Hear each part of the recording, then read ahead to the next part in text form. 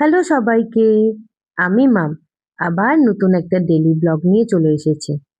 আমি না আজকে তোমাদের সাথে একটা কথা শেয়ার করতে চাই। যেটা হলো, আমার মনে হয় যে তোমরা সবাই এই জিনিসটা ভাবো হয়তো যে আমি শুধু একটা রুম নিয়েই কেন ভিডিও করি, বাকি রুমগুলো কেন দেখাই না। সেটার পিছনেও একটা কারণ আছে, সেটাও তোমাদের সাথে শেয়ার করব। তোমরা কেউ জিজ্ঞেস করার আগেই আমি বলে দিতে চাচ্ছি, আমার একটাই রুম, মানে আমি সিঙ্গেল বেডরুম নিয়েই থাকি। যখন আমি কনসিভ করি তখন আমি আর আমার হাজবেন্ড রেন্টেড হাউসেই ছিলাম। কিন্তু আমি ওকে বলেছিলাম যে যখন আমার বেবি হয়ে যাবে তখন কিন্তু আমি নিজের বাড়িতেই শিফট করতে চাই, আমি কিন্তু রেন্টেড বাড়িতে এসে উঠবো না। তাই ও সেইভাবেই প্রিপারেশন নিচ্ছিল। বাট আফটার ডেলিভারি আমি মায়ের ওখানে মোটামুটি 4 থেকে 5 মাস থাকি, কেন কি তখন বেবি একদম ছোট, আমি নতুন বাড়িতে এসে কোনো রকম কাজ করতে পারবো না বেবিকে নিয়ে। তখনও আন্ডার কনস্ট্রাকশন আমার বাড়ি, তাই আমি ওখানে 4 থেকে 5 মাস ছিলাম। যখন মেয়ের 3 মাস তখন আমরা বাড়িতে গৃহপ্রবেশটা করে ফেলি। বাট আমার হাজবেন্ড আরো 2টা মাস সময় নেয় বাড়িটাকে একটু মানে গুছিয়ে নেবার জন্য। মানে যেমন যা হয় আর কি, বেসিক কিছু যেমন খাট, আলমারি, ড্রেসিং টেবিল, এই জিনিসগুলো একটু গুছিয়ে নিতে তো একটু সময় লাগে, কারণ কি আমি তো ছোট মেয়েকে নিয়ে কিছু করতে পারবো না। তাই ও একটু গুছিয়ে নিয়েছে, তারপর আমরা এই বাড়িতে শিফট করলাম। আমি ওকে বলেছিলাম যে সিঙ্গেল বেডরুমই হোক না কেন, তাও নিজের বাড়িটা তো নিজের বাড়িই থাকে বলো। কেন কি আমি না কোনোদিনই, মানে আমি ভাবছিলাম যে আমার বেবি হবে, আমরা রেন্টেড বাড়িতে থাকবো, ওর ছোট থেকে বড় হওয়াটা সব ওখানেই থেকে যাবে, মানে মেমরিজ গুলো সব ওখানেই তৈরি হবে। আমি তাহলে আর রেন্টেড হাউসটা ছাড়তেই পারতাম না। তাই ওকে বলেছিলাম যে সিঙ্গেল বেডরুমই হোক না কেন, প্লিজ নিজের বাড়িতেই শিফট করব। ও সেইভাবেই কাজটা করেছে, যাতে সিঙ্গেল বেডরুম হলেও নিজের বাড়িতে শিফট করতে পারি। একদিকে জানো ভালোই হয়েছে, কেন কি মেয়ে এখন বড় হচ্ছে আর ওয়াল পেন্টিং করা শিখে যাচ্ছে, শুধু ওয়ালে আঁকিঝুঁকি করে। তাই ও একটু বড় হোক, আমরা আস্তে আস্তে আমাদের উপরতলাটাও কমপ্লিট করব, যাতে ও একটু বোঝে যে ওয়ালে এত দাগাদাগি করা যাবে না।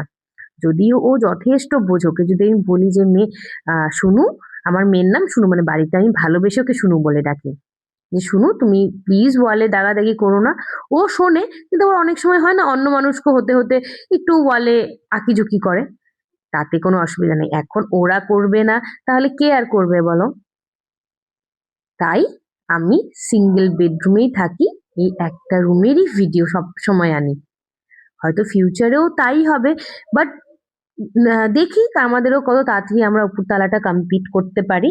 বাট আপাতত আমার এই একটা রুমেরই ভিডিও দেখো। আচ্ছা, তোমাদের সবাইকে তো আমি বলেছি যে আমার ধৃতিস ক্রিয়েশন বলে একটা বুটিক আছে, শাড়ির বুটিক আছে।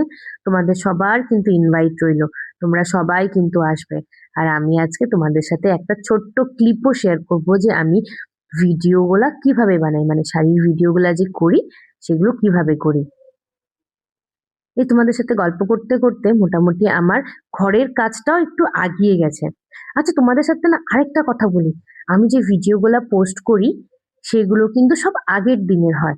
মানে যেমন আমি আজকে যে ভিডিওটা পোস্ট করলাম তোমাদের সাথে, সেটা অলরেডি গতকাল হয়ে গেছে, মানে সেই ইনসিডেন্ট গুলো গতকাল হয়ে গেছে। এডিটিং, ভয়েস রেকর্ডিং, এগুলো করতেও তো একটু সময় লাগে। তাই আগের দিন আমি ভিডিও বানাই আর পরের দিনটা পোস্ট করি।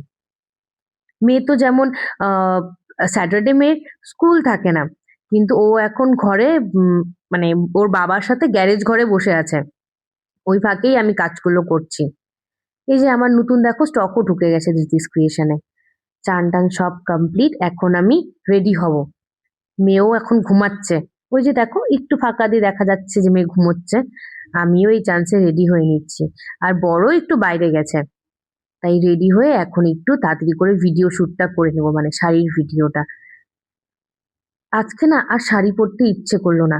নর্মালি চেষ্টা করি যে আমি যাতে শাড়ি পরেই শাড়ির ভিডিওগুলো পোস্ট করতে পারি, বাট আজকে এত গরম যে আর শাড়ি পরতে ইচ্ছে করলো না। তাই সালোয়ার কামিজ পরেই আজকে ভিডিওটা করব।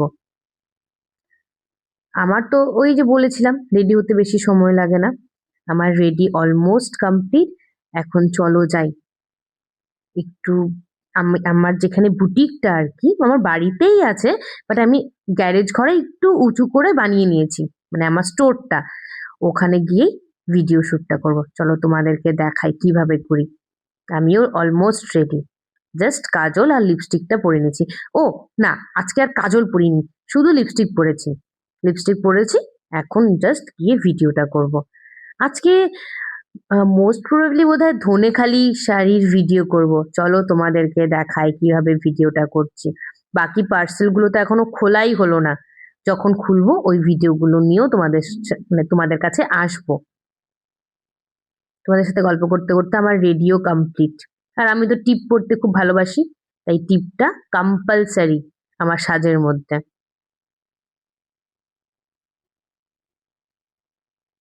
আমি যে সাজগোজ করছি না, আমার কিন্তু এসিটা অন করা, না হলে এত গরম যে সালোয়ারটাও পরতে পারতাম না হয়তো।